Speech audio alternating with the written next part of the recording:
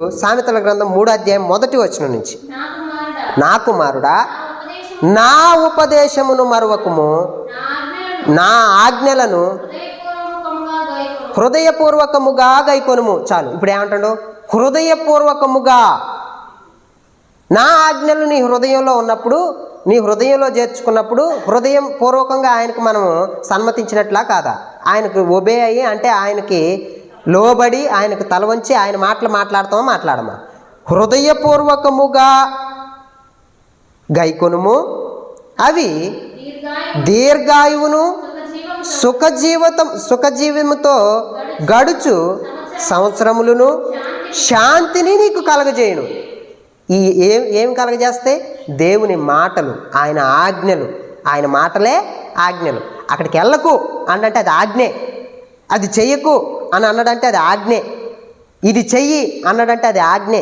యేసు ప్రభు నోటిలో నుంచిన ప్రతి ఒక్క మాట కూడా విశ్వాసికి ఏంటిది? అది ఆజ్ఞ. ఇది మంచిది చెయ్యి అన్నాడంటే అది ఆజ్ఞే, ఇది చెడ్డది చేయొద్దు అని అంటే ఆజ్ఞే. అర్థమవుతుందా? నీ ప్రవర్తన జాగ్రత్తగా చూసుకో అంటే అది ఆజ్ఞే. నిన్ను నువ్వు తగ్గించుకో అంటే అది ఆజ్ఞే. అంత ఎత్తు ఎక్కొద్దు, దిగు అని అంటే అది ఆజ్ఞే. ఇప్పుడు నా ఆజ్ఞలను నీ హృదయపూర్వకముగా గైకొనుము, అవి దీర్ఘాయువును సుఖజీవముతో గడుచు సంవత్సరములను శాంతిని నీకు కలుగజేయును. ఇంకా కిందికి, దయను సత్యమును ఎన్నడును నిన్ను విడిచిపోనీయకము, వాటిని కంఠభూషణముగా ధరించుకొనుము. చాలు. దయను సత్యమును. దయ దేవుడి నుంచి వచ్చేదే, సత్యము ఆయనే అయ్యున్నాడు. ఆయన్ను కలిగి నువ్వు ఉన్నప్పుడు, వాటిని నువ్వు కంఠభూషణముగా ధరించుకున్నప్పుడు నీ మాటలు ఏమై ఉంటాయి? ఇప్పుడు నీళ్ళు వస్తున్నాయి, ఏదో కొద్దిగా నాలకలో ఏవో వస్తున్నాయి, బిందె పెట్టిన మంచినీళ్ళకి అని చెప్పేసి. అవి నీట్గా రావాలంటే ఏం చేస్తాం మనం? వడపోస్తాం, గరాటా పెడతాం. ఎందుకు? నలకలు రాకూడదని.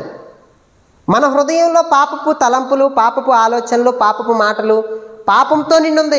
మనిషి అనేవాడే పాపి. ఇప్పుడు దేవుణ్ణి మనలో ధరించుకున్నప్పుడు, ఆయన్ని కంఠభూషణముగా ధరించుకున్నప్పుడు మన మాటలు ఎలాగుంటాయి? ఫిల్టర్ అయ్యి వస్తాయా లేదా? ఎదుటి వ్యక్తితో ఏ విధంగా మాట్లాడాలనే ఆ యొక్క తలంపు దేవుడు ఇస్తాడా ఇయ్యడా? మనం మాట్లాడితే తప్పులే వస్తాయి. దేవుని వాక్యానుసారంగా మనం మాట్లాడినప్పుడు ఏమైంది? ఫిల్టర్ అయ్యి చాలా జాగ్రత్తగా ఎదుటి వ్యక్తికి నొప్పి తగలకుండా ప్రేమపూర్వకంగా మన మాటలు ఉంటాయి. ఇప్పుడు కింద 4వ వచనం నుంచి, నీ హృదయం అనే పలక మీద వాటిని రాసుకొనుము. హృదయం మీదే రాసుకోవాలంట. అప్పుడు దేవుని దృష్టి యందును మానవుల దృష్టి యందును నీవు దయనొంది మంచివాడవని అనిపించుకుందువు. ఎక్కడ అనిపించుకుంటాం మనం మంచివాడమని? ఈ దయను సత్యమును మనం విడిచిపెట్టకుండా అవి మన కంఠభూషములుగా ధరించుకున్నప్పుడు, దేవుని వాక్యానుసారంగా నడిచినప్పుడు అప్పుడు ఏమైంది? అప్పుడు దేవుని దృష్టి యందును మానవుల దృష్టి యందును నీవు దయనొంది మంచివాడవని అనిపించుకుందువు. నీ స్వబుద్ధిని ఆధారమును చేసుకొనక నీ పూర్ణ హృదయముతో యెహోవా యందు నమ్మకము ఉంచుము. చాలు.